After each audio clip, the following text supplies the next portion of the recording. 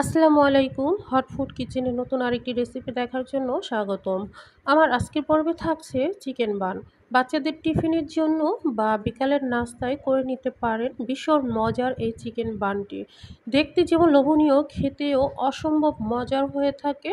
একবার বানালে আবারও বানিয়ে খেতে ইচ্ছে করবে, এতটাই মজার হয়ে থাকে। আজকের রেসিপিটি সহজভাবে শেয়ার করব, আশা করি আপনাদের অনেক অনেক ভালো লাগবে।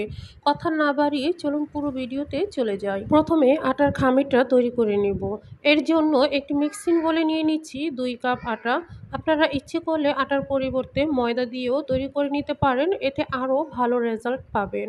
ঠিক আছে, এবার অ্যাড করব গুঁড়া দুধ। 1/4 কাপ গুঁড়া দুধ দিয়ে দিচ্ছি, এতে টেস্ট ভালো হবে। 1 টেবিল চামচ চিনি, 1 টেবিল চামচ ইস্ট, স্বাদ পরিমাণ লবণ। এবার কুসুম গরম পানি অল্প অল্প করে দিয়ে নরম একটি আটার খামির তৈরি করব। এখানে একেবারে বেশি পানি দেওয়া যাবে না, এতে নরম হয়ে যাওয়ার ভয় থাকবে। তাই অল্প অল্প পানি দিয়ে নরম একটা আটার ডো তৈরি করে নিতে হবে। আটার খামিরটা ঠিক এরকম নরম হবে, হাতে লেগে আসবে, এতে ভয় পাবার কিছুই নেই। অল্প কিছু তেল উপরে দিয়ে দিচ্ছি। এবার খামিরটাকে কোনো এক গরম স্থানে 1 ঘন্টার জন্য রেস্টে রেখে দিব। এটা ফুলে ডাবল হয়ে যাবে।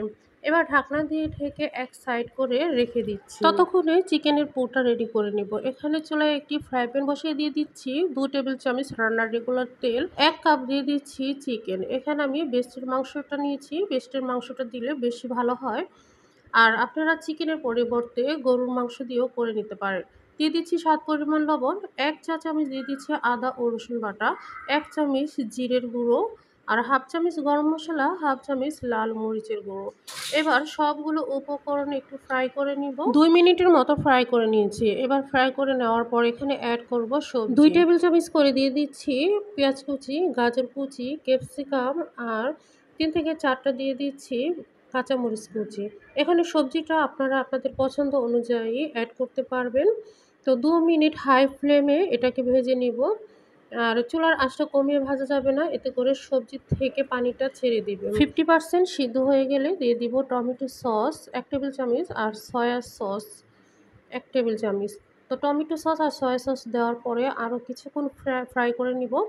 আর কিছুটা কাঁচা থাকা অবস্থায় চুলা থেকে নামিয়ে যখন চিকেনটাকে ব্রেডের ভিতর দিয়ে কুক করা হবে তখন পুরোপুরি সিদ্ধ হয়ে যাবে, এখানে ভয় পাবার কিছু নেই।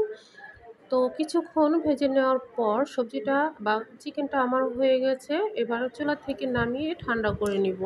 এদিকে আটার ডোটা ফুলে ডাবল হয়ে গেছে ইস্ট দেওয়ার কারণে। এবার হাত দিয়ে চেপে চেপে ভিতর থেকে হাওয়াটা বের করে দিচ্ছি। আরও কিছুক্ষণ হাত দিয়ে মথে নিব। অল্প কিছু আটা ছিটিয়ে নিচ্ছি। আপনাদের ক্ষেত্রে হাতে লেগে আসলে হাতে তেল মাখিয়ে কিছুটা আটায় ছিটিয়ে মথে নিতে পারেন। তো আমি কিছুক্ষণ মথে নিয়েছি। মথে নেওয়ার পর একটি নাইফ দিয়ে আমি 2 ভাগ করে নিচ্ছি। এখানে আমার 2 কাপ আটায় 2টা বান হবে। তো কেটে নেওয়ার পর আরও কিছু গুঁড়ি ছিটিয়ে আমি একটি বড় সাইজের রুটি বেলে নেব। আর রুটিটা পাতলাও হবে না আর বেশি মোটাও হবে না। তো আমি বেলুন দিয়ে বেলে রুটিটা বেলে নিচ্ছি। রুটিটা আমার বেলে নেওয়া হয়ে গেছে। এবার দিয়ে দিচ্ছি পরিমাণ মতন টমেটো সস। টমেটো সস দেওয়ার পর আগে থেকে করে রাখা চিকেনটা উপরে দিয়ে দিব। চিকেনের পরিবর্তে ইচ্ছে করলে শুধু ভেজিটেবলস দিয়ে করে নেওয়া যাবে। তো চিকেনটা বাচ্চারা পছন্দ করে, তো চেষ্টা করবেন চিকেন দিয়ে করার জন্য। আর কিছুটা আমি চিজ গ্রেট করে দিয়ে দিচ্ছি।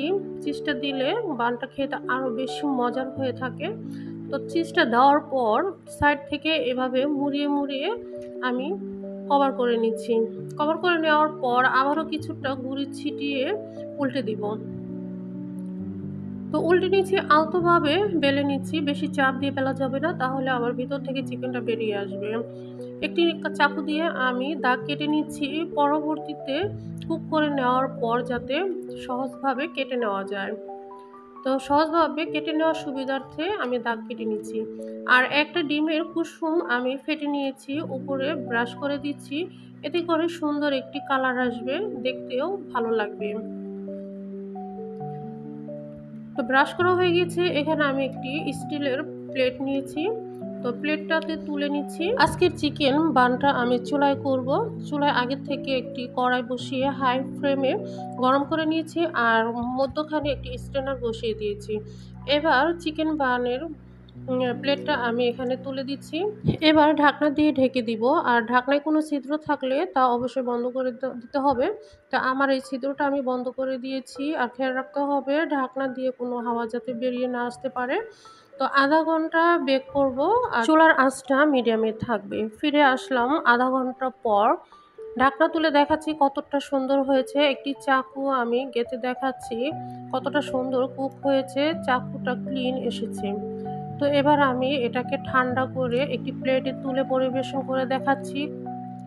এবার একটি নাইফ দিয়ে আমি কেটে দেখাচ্ছি ভিতরটা কত সুন্দর লোভনীয় হয়েছে।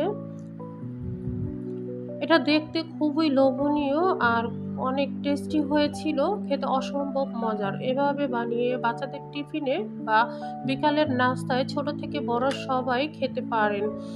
আর একবার খেলে আরেকবার বানিয়ে খেতে ইচ্ছে করবে, এতটাই মজার আজকের চিকেন বানটা ছিল। আশা করি আজকের রেসিপিটা আপনাদের অনেক অনেক ভালো লেগেছে। আজ এই পর্যন্ত বিদায় নিচ্ছি। ভালো থাকবেন, সুস্থ থাকবেন। আল্লাহ হাফেজ।